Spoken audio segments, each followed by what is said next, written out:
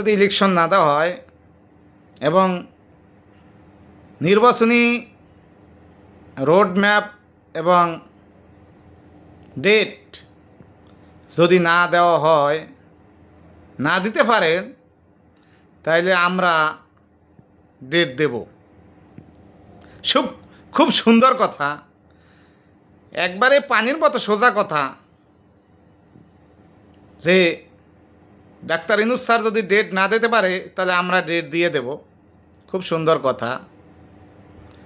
16 বছরে যারা ডেট দিতে পারে নাই, ডেট দিছে রোজার পর, সন্ধ্যার পর, সকালবেলা, তাহাজ্জুদের পর, জুমার নামাজের পর, এই ধরনের তারিখ দিয়ে আইছে।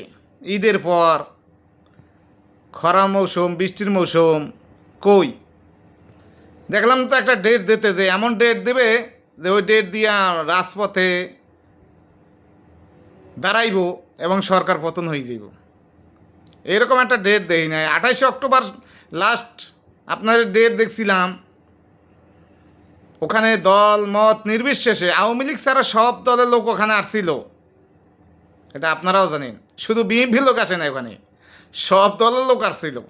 কই আপনার কি ডেটটা দিছিলেন? কি ডেটটা দিছিলেন?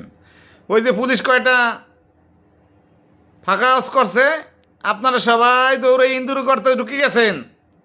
হ্যাঁ, তো আমরা দেখছি, দেখি না বিষয়টা এরকম না। আজকে